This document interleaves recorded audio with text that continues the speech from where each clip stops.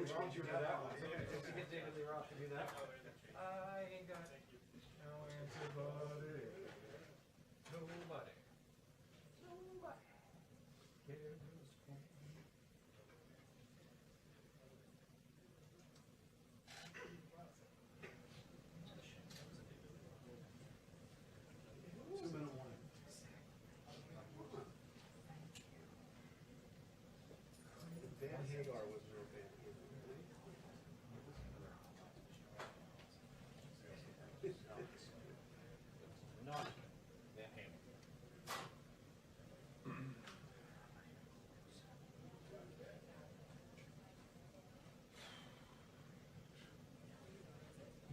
Journey without Steve Perry. No. I don't know. I know Pineda's pretty good.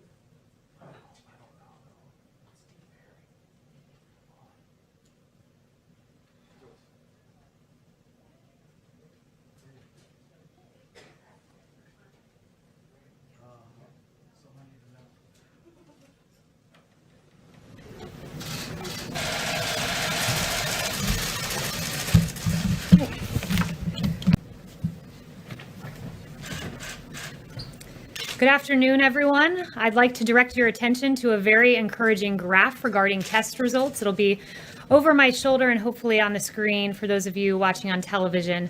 As this chart shows, the United States has to date completed 7.5 million coronavirus tests. It's an extraordinary number. And as you can see, the United States leads the world in testing. This graph is no accident.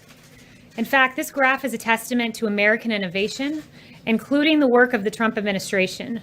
For example, the FDA has issued over 70 emergency use authorizations to expand testing capacity. To accelerate the development of therapeutics and vaccines, there are nearly 80 clinical trials ongoing with an additional 30 clinical trials expected. This graph is also a testament to the American people, who have been, and it's no exaggeration, American warriors, as they've followed social distancing guidelines and taken steps to ensure that the health and safety of our vulnerable populations is protected. Finally, I would like to note that this graph indicates that the U.S. has conducted double the number of tests conducted in other countries. The U.S. is providing leadership during this crisis, not only leading the world in testing, but also taking steps to help allies around the world. Steps we are able to take only because of this country's incredible ingenuity and work ethic. As you're well aware, President Trump has consistently sided with the experts and has always prioritized the health and safety of the American people. This includes issuing guidance that meant hardworking Americans had to stay home, social distance, and slow the spread of the virus. The hard work of Americans saved many lives, and we salute the great citizens of this country for your hard work. As Americans across the country stayed home and businesses temporarily shut their doors, President Trump ensured American employees and employers would receive the help that they needed. The Paycheck Protection Program provided forgivable loans to small business owners who kept their employees on payroll. To date, 2.3 million small business loans have been processed, with the average loan being $76,000. In other words, meaning that the small businesses that needed the help the most got it. I would remind everyone that of the 1.6 million loans given out in the first tranche of spending, 1 million of those went to businesses with 10 or fewer employees. So it truly has gone to those who need it most. Joe Shamus is a small business owner. Joe, with his co-founder Brian Stortz, are two veteran special operators in the military who started Flags of Valor in 2015. It's a veteran-owned, veteran-run manufacturing company located not too far from here in Virginia. Flags of Valor builds wooden flags, among other products. They've employed over their years 65 veterans and have raised over $1 million for veteran charities. Flags of Valor is also proud to have 97,000 hours of American manufacturing labor under their belt. It's a lot of hours. At the start of this crisis, Joe had to furlough 4 of his employees, in addition to imposing a 50% pay cut. His employees were, of course, disappointed, but they were, quote, in his words, all in the fight against the coronavirus.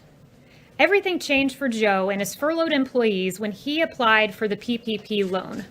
Just this week, he was approved for that PPP loan that enabled Flags of Valor to rehire its furloughed employees and to boost paychecks back to pre-coronavirus levels.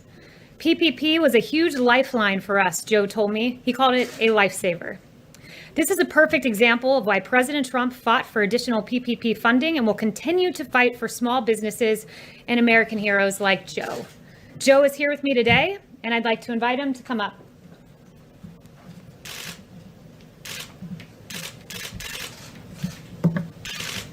Joe, thank you so much for your service. Thank you for all the great work you've done for our veterans and being a veteran yourself. I wanted to see if you'd take to the podium for a minute or two and share your message of hope with the American people. I'd love to. Thank you, Kayleigh, and thank you, President Trump, for allowing me to be here today. I've got a couple props. This is examples of one of our products that we make, and here's another one. This one my son, Gabriel, made. And when you talk about hope and what's going on, it's a challenging time for small business. We lost 2/3 of our revenue like that, gone. And so trying to get that back, and when you think about a small business that generally is running maybe a 10 to 20% profit margin, 2/3 is a killer. And so when you think about the Paycheck Protection Program, the two biggest fixed costs for most businesses is people and property. And that's exactly what the PPP focused on. So for us, it was a lifesaver. It was an absolute game changer. We went from trying to figure out how we were going to limit our cash burn every single day to stay alive as long as we could with as many people as we could to finally bring them back. And when you have to furlough someone, I'm telling you, it is one of the worst things you can do because you're talking about family. These are people, these are their wives, their husbands, their children. They're a part of your ethos. And so what we've experienced has been challenging, sure, but when there hasn't been all the revenue, there's been people helping other people. And the way we approached it was, how can we be better? How can we exit COVID-19 a better version of ourselves? How can we innovate? And so we saw people like the U.S. Chamber of Commerce, the SBA step in. We saw our partners at Under Armour step in. We saw innovation. You see companies making respirator masks. You see all kinds of stuff going on. And we created the Flag Build Kit because families were at home with their kids. They didn't know what to do with their children. And we believe this is our nation's family crest. So what better thing than allow families to build American flags together and talk about that and what it means. And then we started a twice a day daily pledge at 9 a.m. in the morning on the East Coast and again at 9 a.m. on the West Coast. Every day we've got thousands of kids and their families joining us to say the Pledge of Allegiance. It's phenomenal. And all that's happening by people coming together, by people thinking and innovating. And I can't tell you enough how grateful we are to the U.S. government, the bipartisanship that took place to pass the Paycheck Protection Program. It was all hands on deck. It wasn't like, there was no script for this. And they built the parachute on the way down. And when you think about it, you want to talk about the Lakers got it or somebody else got it. Think about the millions of businesses that are being benefited by this. And it's, I think, 47% of U.S. private sector employees are in small businesses. They work for small businesses. And so all the big businesses we love, they started as small businesses. And I hope to be a big business someday, but for now, I'm happy to be alive. I'm thankful for your support. And thank you, Kayleigh, for letting me be here. So join us at flagsofvalor.com. Thank you. Joe, if you want to take a seat with the reporters, you can ask me some questions. But I'm happy right now. Joe, it's veterans like you that make our country great. It's small business owners like you that are going to bring this country back, and employees like the one we heard from last week, Michael Hoyt, the employee of Biddy and Bo's Coffee, that keep this country going. So thank you so much for the example you set, and to the hardworking business owners across the country, and to the employees across this country who are working during this time. So thank you, Joe. Thank you for your service. As I said, PPP has changed lives across this country, and as President Trump has said, the American people are warriors, and we will fight together to defeat the invisible enemy. And with that, I'll take questions. Thanks, Kayleigh. Just to get back to this decision that was supposedly coming yesterday, whose idea was it initially to wind down the White House Coronavirus Task Force? Look, I would just refer you back to the president's comments. He's been asked this like 4 times today, I believe. He decided that coronavirus task force is here to stay. They've done great work. I've witnessed it. I'm in the coronavirus task force meetings, and they've gotten our country through this. There were supposed to be 2.2 million deaths, and we're at a point where we're far lower than that. And it's thanks to the great work of the task force and to the leadership of President Trump. But whose idea was it initially to wind it down? Again, I'm not going further. The president has answered this 4 times today. John? I just have a question about masks. I know there was some back and forth over the president wearing a mask yesterday. I don't want to ask about that, but the White House's view, what is the White House's message to the American people? Does the White House, does the president believe that people should be wearing masks as they try to get back to some semblance of their normal life? Well, as we put out, it's recommended, but that's the choice of the individual as to whether they wear a mask or not. The president yesterday, the CEO of Honeywell, said that there was no need, and so he followed that advice and that guidance. And I would just note on the note of masks, 70 million N95 masks have been distributed across the country. 25 million rather, are what's used in the average year for our healthcare workers. So the fact that in a few weeks we've distributed nearly 3 times what is used in a year is extraordinary, and that's not to mention the 120 million surgical masks and the many other supplies that this president has If put I can just forward. follow up, I'm sure you've seen in a number of polls, there's a huge difference between Democrats and Republicans over whether or not they think it's necessary to wear a mask in public. Do you have any sense as to why that would be? No sense as to why that would be. That's the choice of the American public. It's the choice of the individual as to whether to wear a mask or not. But again, I'd praise the extraordinary work of this administration in distributing those masks and ensuring healthcare providers get them. Yes. Kayleigh, we were just talking about masks. You said at Honeywell, the president was told by the folks at Honeywell, as was the team, that they didn't need to wear masks. The reason he was told that was because the people who would be interacting with him had all been tested and had been shown to be negative before that took place. I guess, so the president had those circumstances. Obviously, he's the president. But why shouldn't all Americans who go back to work be able to get a test before they do to feel comfortable in their own work environment to be interacting with other individuals? Yeah, well, let's dismiss a myth about tests right now. If we tested every single American in this country at this moment, we'd have to retest them an hour later and then an hour later after that, because at any moment you could theoretically contract this virus. So the notion that everyone needs to be tested is just simply nonsensical. The people who need to be tested are vulnerable populations. That's why Dr. Birx has repeatedly emphasized we need to surge nursing homes with the testing, meat processing facilities. That's where the testing is needed. We have to be strategic with our testing, and we have done that so far. And again, if we want to talk about testing and the volume of testing, the fact that in South Korea, we always hear about South Korea and their tests. There are 11 tests per 1,000 here in the United States. That's 17 tests per 1,000. Our hotspots per capita are higher than other countries. We've conducted 2 times the number of tests of other countries around the world. We're at a very strong place in this country with testing, but rest assured we'll deploy it strategically because that's what the American public expects of us. So just to follow up, to be clear, should people accept the risk that they could become ill if they go back to work? Look, each and every state has put into place, this is a governor-led effort, first of all. Let me emphasize that. The president has said that governors make the decisions as to how to move forward, and we encourage them to follow our phased approach. Each state has submitted to us a list of testing that they need in order to safely reopen.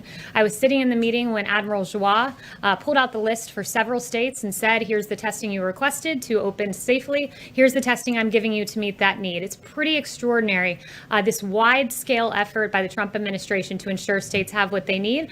So as states reopen, they'll do so safely, and they'll do so with the supplies of the Trump administration. What does it say that so many of those Francesca? states? What does it say that so many of those governors, those states, aren't following the guidelines that the president dictated from this podium? We encourage every single governor to follow the guidelines that we've put forward to a phased reopening approach. We have this beautiful concept called federalism, which means that the states lead on this, and that's what we're doing. It's a governor-led decision, but we encourage everyone to follow the expert written guidelines that we've put forward. Francesca? I do have a question about reopening, but first, some of the areas that have been hardest hit by coronavirus have been urban areas. What is the White House doing, or is there any targeted effort to help stop the spread in minority communities? Yeah, it's a very important question because we know that some of our underserved communities are hit most by the coronavirus. Absolutely, we've done quite a bit, invested, first of all, $1.4 billion into our nation's 13,000 community centers. That ensures that 28 million people living in medically underserved areas receive funding. Also, that announcement I had for you last week about hospital funding, $2 billion of that was geared towards specifically ensuring that men and women in underserved communities and those hospitals got that money. And I would also note just that the president has directed Secretary Ben Carson to focus the White House Opportunity and Revitalization Council on underserved communities. So very important. This is a community that's been very hard hit. And rest assured, we are laser focused on making sure that these communities are assisted. Can I ask about reopening as well? Sure. Okay. So the task force has put out phased guidelines for states to reopen and individual guidelines, but it hasn't said very much about businesses specifically. Does it plan to put out any detailed guidelines for businesses like retailers and restaurants to reopen? Well, in the phased approach, there are some recommendations for how, for instance, restaurants should reopen and the distancing that's required. And as you go through the phases, that distancing is shrunk. And there are other mechanisms that are outlined for restaurants and movie theaters and sporting venues. So I would argue that our phased approach does take that into account. And each and every state, by the way, the governor is welcome to reach out to us. We're constantly communicating with the governors. And when I say we, the administration, meaning Dr. Birx and others. So we are happy to consult with regard to specifics. Detailed. Some other outside organizations have put very detailed step-by-step. Here's what you should do. You should require masks. You should require them to sit this far apart. You should only have half of it open in phases. Anything like that? We've put together a phased approach. Many of those guidelines are within. We've consulted individually with states, but as I said, it's a governor-led effort. It's a state-led effort in which the federal government will consult, and we do so each and every day. So you've used the phrase warriors to describe everyday Americans. The president's using that phrase as well. What's the thinking behind using that description? And is that basically asking Americans to put themselves in harm's way like warriors do? Not in the slightest. It's actually the opposite. The president's been clear that at this moment, we're at a wartime moment where we're fighting the invisible enemy. And by that, I mean COVID-19. And on the contrary, the notion that the American people are warriors, they're warriors because they've stayed home. They're warriors because they've social distanced. They're warriors because this mitigation effort is something that could only be done by the American people coming together and making really hard sacrifices. The American public has done that, and we salute each of you around the country that have listened to these guidelines. I know it's been difficult. I know it's been hard, but it's because of you that we're at this place where we can reopen the country. To be clear, that's the opposite of what the president says, specifically because he says Americans must be warriors to reopen the economy. You're saying they've already been warriors by staying home. We're saying the exact same thing. The president says they're warriors to reopen because guess what? In order to get to reopening, you have to social distance. You had to put it together, those very hard choices that allowed us to get to a point where we have one of the lowest mortality rates in the world. And that's because of the American people. So it took the American people being warriors to get us to the point of reopening. Blake. Thanks, Kayleigh. I want to ask you about best practices, but first on China and some of the comments that the president made in the Oval Office. He said that there will be a report coming out next week, 10 days or so, as to whether or not they're living up to the deal China is. As it stands, though, right now, at this moment, how does the White House view the U.S. relationship with China right now?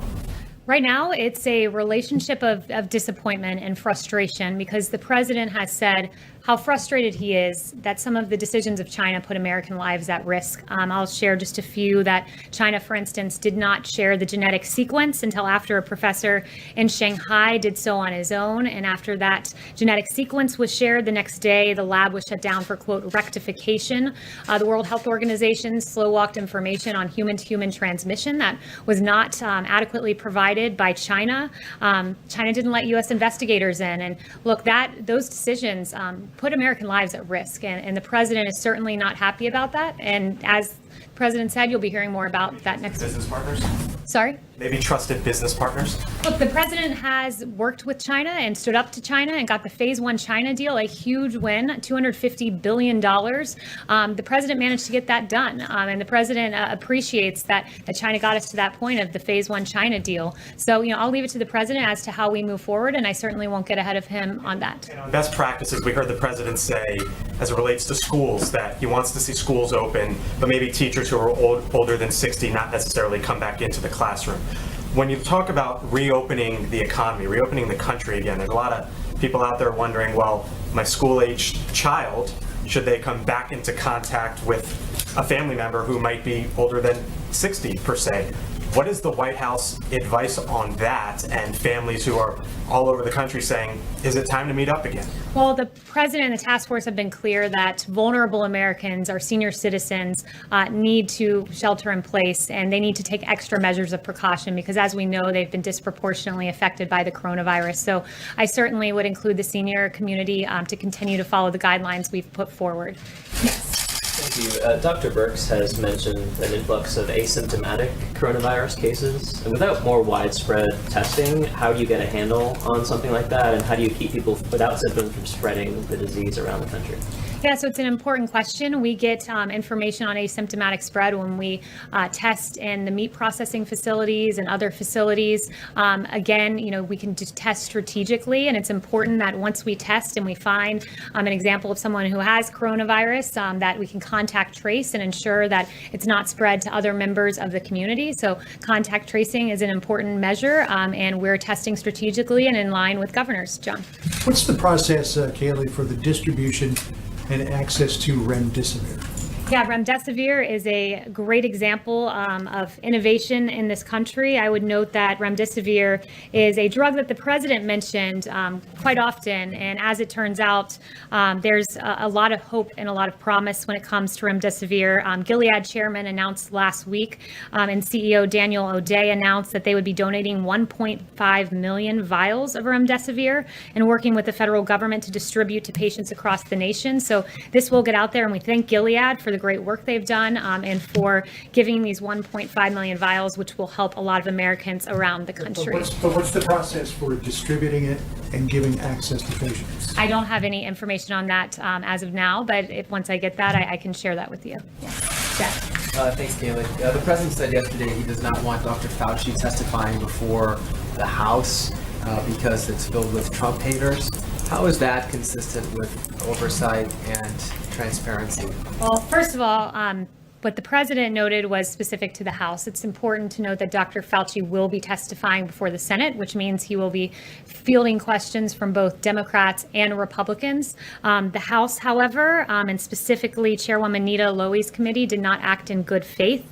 Mark Meadows had 3 calls with Chairwoman Nita Lowey 3 nights ago when she called to ask if Dr. Fauci could testify before a subcommittee hearing. And Chief of Staff Mark Meadows has made clear he wants to make the best use he can of the task force members' time. Of course, they're working hard to save American lives, so that's very important. So to that end, he said in the 3 phone calls, what is the purpose of this hearing? Can you give me the subject matter? And Lowey was unable to tell the Chief of Staff what the subject matter was. The last phone call they had was at 10:46 p.m. on that evening, and Lowey agreed to follow up in the morning with details. Those details were never received. Instead, we got a press release. So that's what we call a publicity stunt. We encourage the House to act in good faith, much like the Senate did. And as I noted, Dr. Fauci will be speaking in a week and a half before the Senate. So the notion that he's being blocked is just farcical. Let me ask you just one other topic. Someone I have a friend back there. Does the president have doubts about the way the death toll is being calculated? Does he think perhaps the true toll is lower? So the president answered this, and he said no, just a few moments ago in the Oval Office. On the mortality rate, I would note, as I noted just a few moments ago, we have one of the lowest in the world mortality rates. It's because of the hard work of the American people. Our mortality rate, is currently 218 per million. You compare that to Spain's at 548 per million, Italy at 485 per million. This country is in a place where, because of the work of the American people, we have escaped that 2.2 million number because of the extraordinary social distancing effort put in place by the American people. Yeah, way in the back. Thank you. The president has said many times that he's received praise in phone calls with foreign leaders because of this administration's response to the coronavirus outbreak. Who exactly are those heads of state and heads of government who are praising this administration for its response? Well, I won't reveal any contents of his private conversations with world leaders, but I will certainly share some of the very public comments from Democrat governors like Gavin Newsom, who said every single direct request that President Trump, that he was given, President Trump was capable of meeting. He has met them. Governor Phil Murphy, Democrat from New Jersey. The president knows New Jersey. He and his team have been extremely responsive in our hour of need, whether it was ventilators. We got a huge amount of supplies to test. And of course, I love the ones from Governor Andrew Cuomo, who praised this administration's response as phenomenal, saying he's delivered for New York. The Army Corps of Engineers, we built thousands of beds. He sent the Navy ship Comfort to New York. He has delivered for New York. President Trump has delivered for this nation. Thanks, Kayleigh. The president was talking earlier about Dr. Bright being a disgruntled employee. One of the allegations in that whistleblower complaint is that in January, when there was still a huge shortage of N95 masks, that he had been in contact with a company that was offering up to 1 million of those masks, and you couldn't get anybody at HHS willing to engage with that company, which then subsequently exported 1 million N95s to China.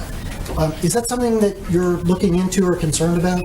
Look, on issues of Dr. Bright, I'd refer you to HHS. I'm not going to get involved with the personnel issues or the substance of that complaint, but I will once again note, you mentioned masks, 70 million plus delivered. And again, that's 3 times the amount used by healthcare providers in any given year. So we've done a rather good job when it comes to supplies. Back to the question about teachers and what the president said earlier about keeping those who are 60 or older out of the classroom. What is the message to older Americans? Should they not do anything, not leave their homes until there is a vaccine? Or what would the president have them do if they're not allowed to teach because of their age? Well, our task force has said that vulnerable communities like our seniors should shelter in place.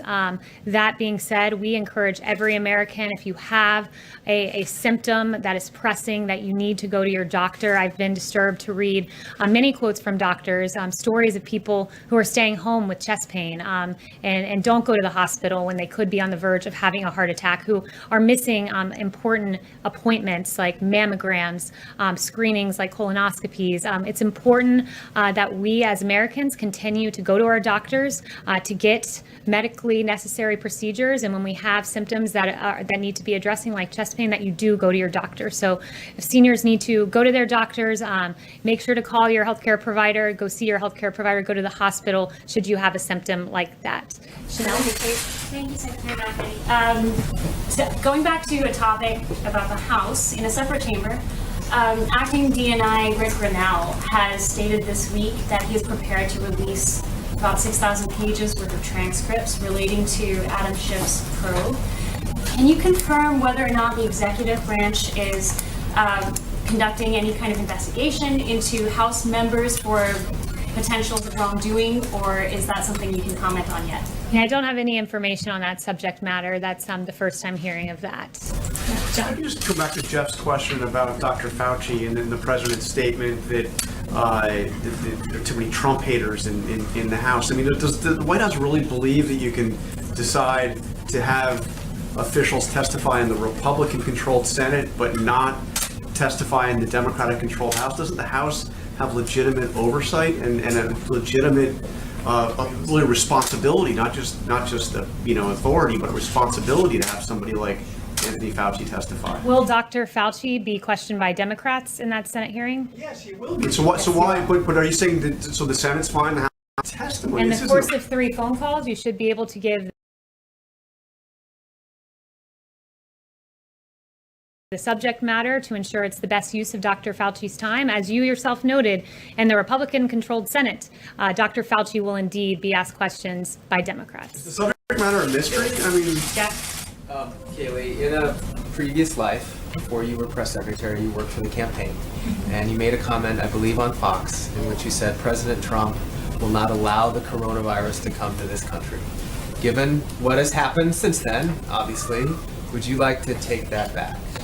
Well, first, let me note, I was asked a question on Fox Business about the president's travel restrictions. I noted what was the intent behind those travel restrictions, which is we will not see the coronavirus come here. We will not see terrorism come here, referring to an earlier set of travel restrictions.